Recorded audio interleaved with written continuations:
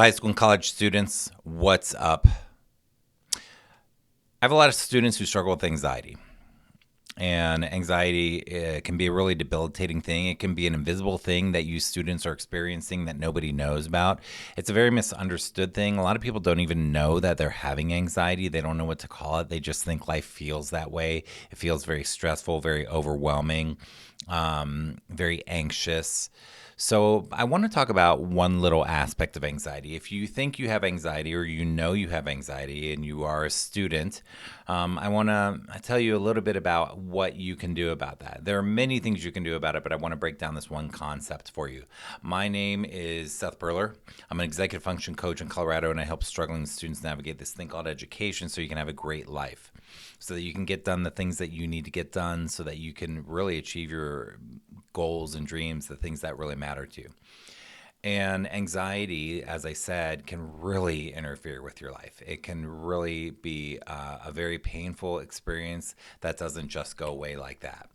But it is something that we can work with. And the reason that it is something that you can work with is because your nervous system, if you feel anxiety, whether it's every single day, some of you feel it all day, every day. You wake up anxious, you go to bed anxious. It's just like sort of this low level anxiety. And then you have spikes where it gets horrible sometimes. And some of you just have it occasionally. You might have it a couple times a week, a couple times a month, a couple times a day, but it's not all the time. So there's the whole gamut.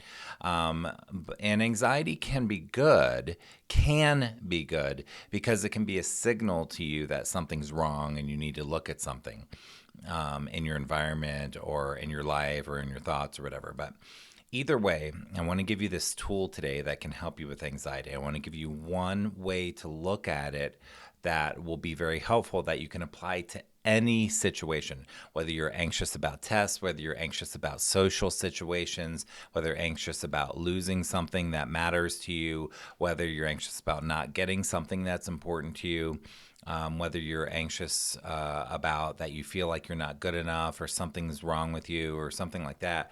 These anxieties, this pressure, this horrible feeling. Here's the thing that I'm going to break down for you.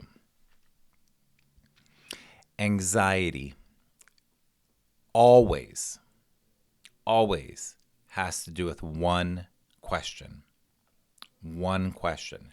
And if you can understand what I'm about to tell you, you can use this to help look at the things that are making you anxious, and you can journal about it or talk to your counselor about it or therapist or friends, or you can start to break it down so it doesn't have such a grip on you, okay? You can get some freedom from the anxiety. Anxiety always has to do with one question, and that question is, what if? Always. What if this bad thing happens? What if these people hate me? What if that person hates me? What if I fail? What if I succeed? What if they start expecting something of me because I succeed? What if I somewhat succeed, but it's not good enough? What if I'm not good enough? What if I'm worthless? What if nobody cares about me? What if I can't make anything out of my life? What if I don't do well on this assignment? What if I forget to what if the teacher embarrasses me in front of people? What if that kid embarrasses me in front of people? What if I lose it? What if I lose this assignment? What if I get a C? What if I get an A minus? What if? What if? What if? Now, sometimes it can be a good what if. If you're walking down the street in your neighborhood and some crazed dog comes running at you like it wants to attack you, your what if in that anxious moment should be, what if that thing catches up with me and bites me? And that anxiety will go straight into your body. Your brain notices the story that there's a possibly threatening dog. It sends a message to your amygdala, the small part of the brain. The amygdala means almond. The amygdala in your brain is about the size of an almond. There are two of them. The brain sends a signal to the amygdala. The amygdala sends a signal to your adrenals. Your adrenal glands on top of your kidneys send adrenaline to your heart. Your heart sends adrenaline to your muscular system so that you are ready to fight, flight, or freeze so that you can protect yourself from that dog. In an instant, that happens. So that what if is very good. What if this dog catches up with me? That would be bad. So I'm going to get my body prepared for that. My body knows I'm not safe. I'm being threatened. I may possibly be threatened. I'm going to prepare for that with fight, flight, or freeze. That's great. That's a what if that you want to operate properly. You want to feel anxiety in that moment. You want to be prepared to do whatever you need to do to protect yourself, to stay safe. That's good. That's a good what if.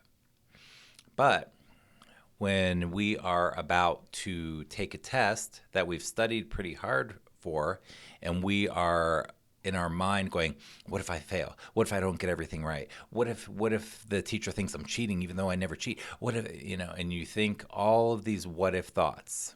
What I call it is looping. We loop these what ifs. And they loop and they cause you to be anxious. That anxiety, that it's still sending a message to the amygdala that you are not safe, even though it's just a test. It's still sending a message and your body is preparing. And guess what? When that message goes there and your body's preparing for that, how well do you think the parts of your brain that help you succeed on the test, that help you show what you've learned in your studying, how well do you think those parts of your brain work? Not very well. Because your body is now no longer in that sort of brainwave mode that allows you to access those things. So your stress in the moment and your anxiety, I should keep using that word, your anxiety in the moment is going to not be helping you in that sort of a moment. So I'm going to wrap this video up like this.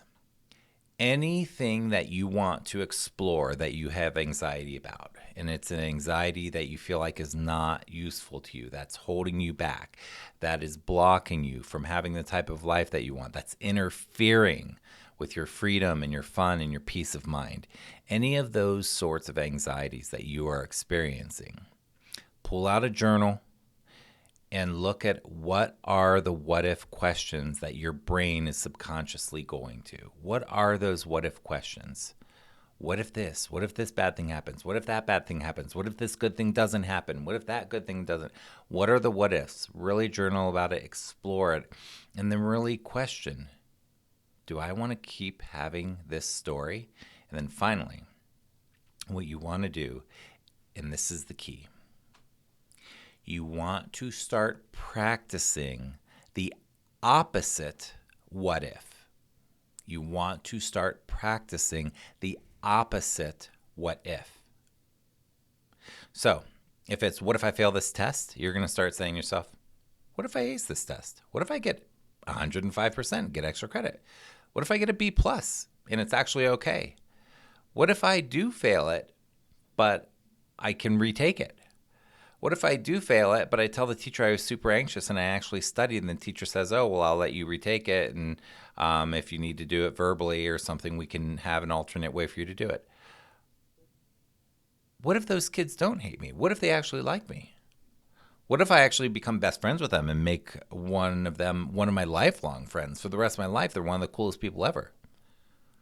What if they're really not as judgmental as I'm perceiving them to be? What if I don't like them? What if I don't want them in my life? What if I find out that they're not somebody who represents the type of integrity and dignity that I want the people in my life to have? What if it doesn't matter? What if I didn't have this anxiety?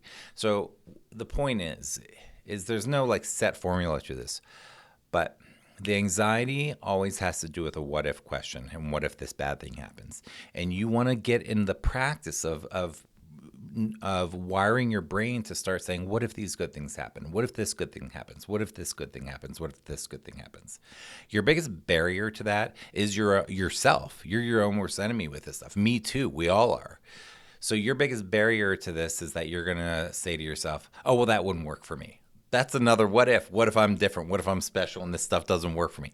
You're your own worst enemy. The reason that you're going to think this isn't going to work for you is because it's the resistance. We don't, practicing a new way of thinking means that we have to start taking responsibility. We can't stay as a victim of our own thoughts and of our own catastrophizing of things.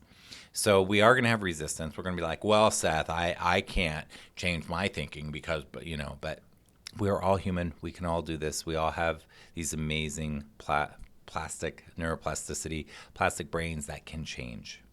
And we can start having different what ifs.